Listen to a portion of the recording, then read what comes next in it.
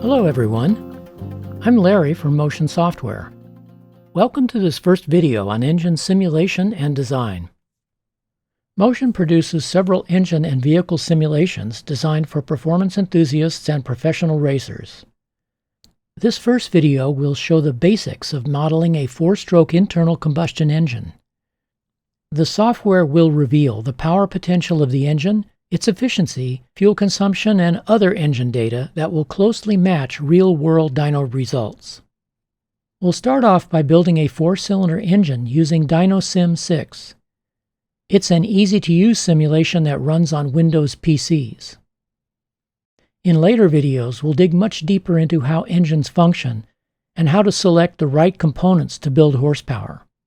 So, if you're ready to look inside a running engine and see how fuel and airflow determine overall efficiency, let's get started. Dyno Sim 6 is a wave dynamics simulation that can model nearly any 4-stroke piston engine. The program displays engine components and specs on the left, and when the engine is complete, simulation results are shown on the right. For this video, we'll model a 2.2-liter Honda engine.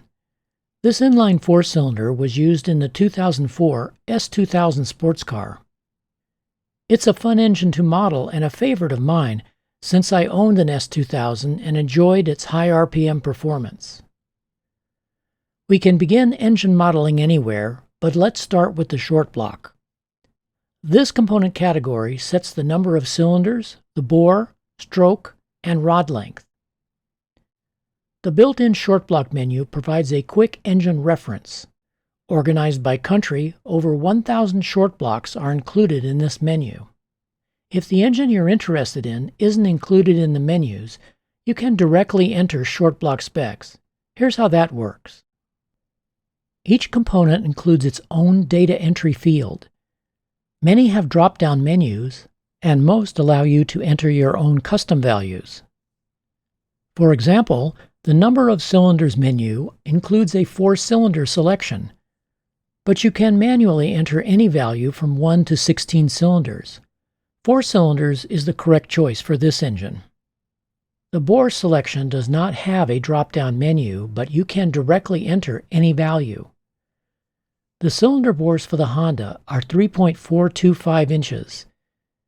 If you would rather use metric units, you can select metric or other variations from the Units menu.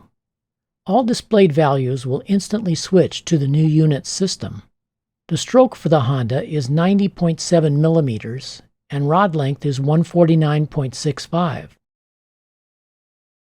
Notice the values update when I switch back to US units.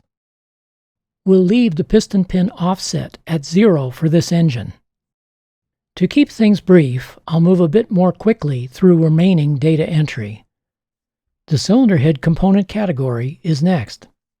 Generic cylinder head port configurations for stock and modified engines are available in the menu, but we can also directly enter port flow data. I'll load a port flow file that contains flow bench data for the S2000 cylinder head. These intake and exhaust flow values characterize how efficiently the valves and ports flow at various valve lift heights. The displayed coefficients of discharge, or CD values, indicate how the ports flow in comparison to a straight pipe with a diameter equal to the curtain area exposed by the valve. Exactly 1.0 would be ideal flow. The only remaining entries in the cylinder head category are the running valve diameters you wish to use in the simulated engine. In this case, they are the same size as those used during flow bench testing. Notice that the title bar changes color when all values in this category have been entered. The next component group specifies the induction system for the engine. We'll start by selecting a model for the S2000 intake manifold. Since the design is similar to a tunnel ram manifold, cut in half and rotated 90 degrees, the simulation refers to the manifold as a flat tunnel ram. Most of this category is now complete. However, we still need to enter the total induction airflow. We can calculate a flow value from the diameter of the throttle plate. which is 62 millimeters on the S2000. Click the Flow Calculator button and make sure the number of throttles is set to 1 here and here. Then enter 2.441 inches, which is 62 millimeters, and press the Tab key. The calculated airflow is 534 CFM. Now we can apply this value to the simulation. The next category is devoted to camshaft data entry. We will cover cam timing details more in upcoming videos, but for now we'll just load a cam file that contains all cam timing specs. I'll open the Cam Manager dialog, then select the Honda cam file. Clicking OK transfers all camshaft data to the simulation. This cam uses the Honda VTEC design, which means variable valve timing and lift electronic control. This method uses two timing options, low and high speed, with an engine RPM switch point set here in the VVT activation field. Below the activation RPM, the engine uses low-speed cam lobes for both intake and exhaust valves. And above this speed, the high RPM lobes are used. We'll look into variable valve timing a bit more later on. Before we move on to the next category, you may have wondered why this cam data was not displayed. These fields will show the true timing values of the calculated cam lobes measured during the simulation process. Now let's complete the two remaining categories. The combustion category is related to fuel and the combustion process. The compression ratio for the S2000 is 11.1 to 1.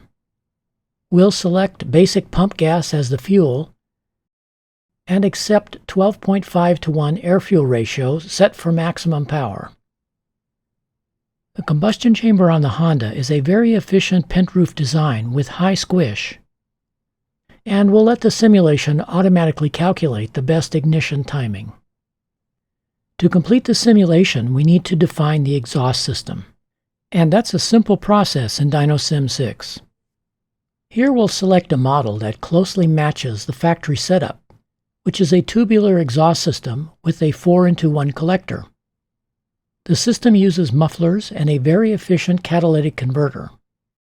An exhaust tuning point of 8,000 RPM will help the simulation model the short pipe sections used in the S2000. This should provide an accurate model with peak performance at max RPM.